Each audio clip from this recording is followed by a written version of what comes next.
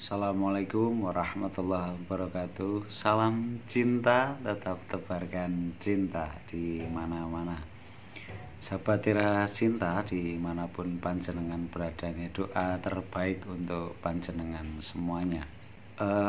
Kalau kita mau jeli, mau merenung, kadang-kadang kita itu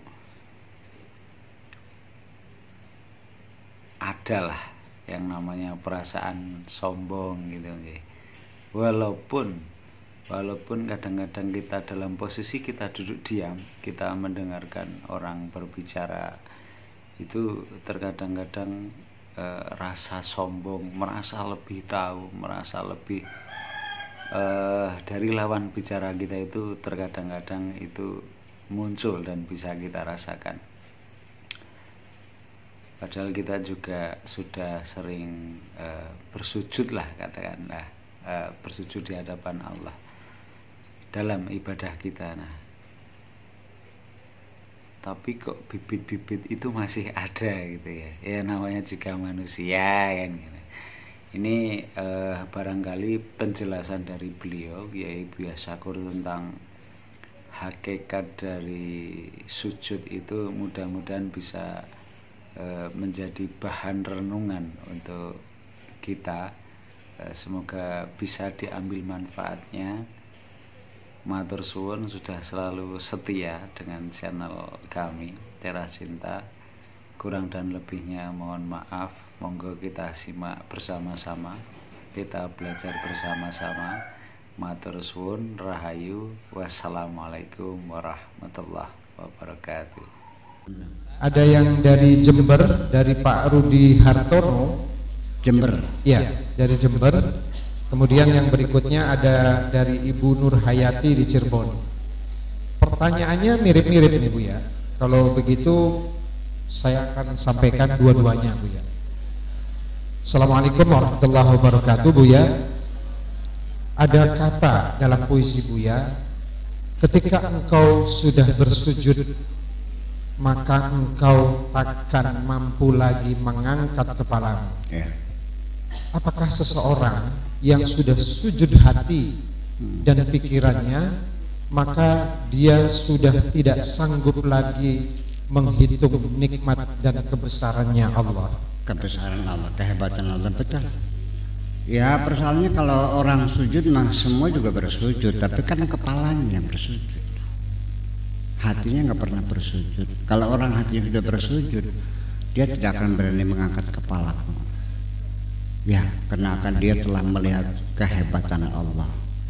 Begini, orang ini rendah hati, sopan santun, ketika yang di depannya dianggap lebih tinggi. Betul nggak? Kalau yang di depannya lebih rendah, sopan santun enggak?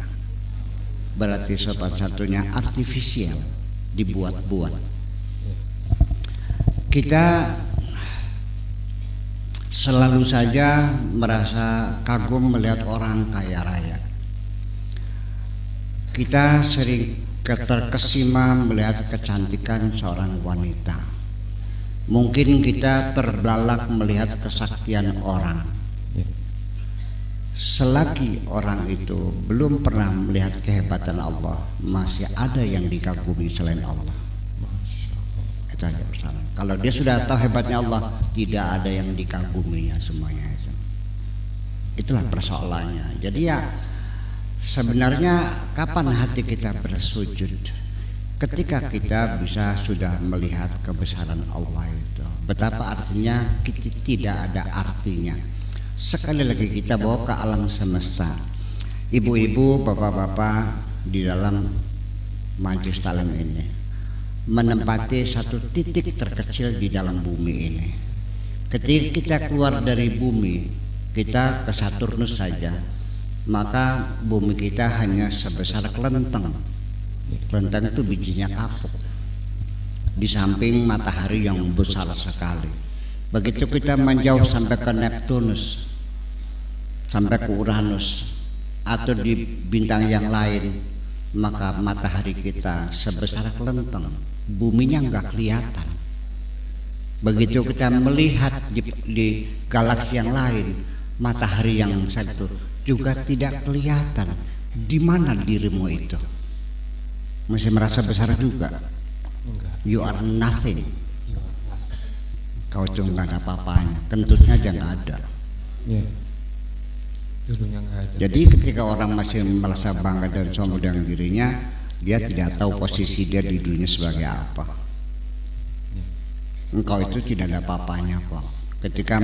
Jadi artinya jadi orang yang tawadhu itu adalah bukan orang yang merendahkan diri di hadapan orang. Orang tawadhu itu adalah orang yang sudah mengenal kehebatan Allah itu. Masya Allah, luar biasa. Iya, bahkan ada sedikit joke juga dari dia. Ketika orang yang bersujud ini hanya kepalanya saja, tetapi hatinya tidak bersujud. Tapi lumayan lah, tinimbang enggak kan? Tinimbang enggak. Tetapi nanti di akhiratnya, itu ketika catatan amalnya dibuka, tulisannya P. Nungging. Lagi nungging, meleding bahasa Jawanya. Berarti ya. Kenapa selama ini kepalamu nyung sujudnya nggak ada, adanya bab meleding.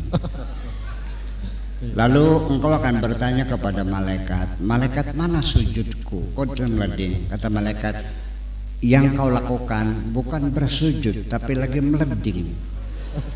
Kenapa demikian? Karena Tuhanmu selama ini kau taruh di belakang, tidak di depan. Ibu-ibu lagi sujud, kalau saya ada di depanmu, tapi kalau aku di belakangmu lagi apa kamu? Meleding. Nah, ketika Allahnya di depan, Allah melihat kamu bersujud. Tapi kalau Allah ditaruh di belakang, berarti kamu sedang meleding. Kapan kita menaruh Allah di belakang? Coba kita perhatikan seseorang yang sudah tertindih hutang, kredit di bank jatuh tempo masih bayar, tidak ada uang, rumah hampir disita. Apa yang terpikir ketika kita menghadapi kesulitan? Yang terbayang adalah siapa gerangan yang bisa menolong saya. Saudara di Bandung dihubungi nggak bisa, mertua di Jakarta saben baik. Ya kan, teman dulu yang pernah kita bantu juga kita hubungi bisa nolong enggak. Setelah semuanya menolak semua, terakhir baru engkau menghadap Allah. Allah ditaruh nomor ta'id. Ya. Berarti di depan di belakang Allah. Di belakang. Nah, makanya sujud apa meleding? Meleding.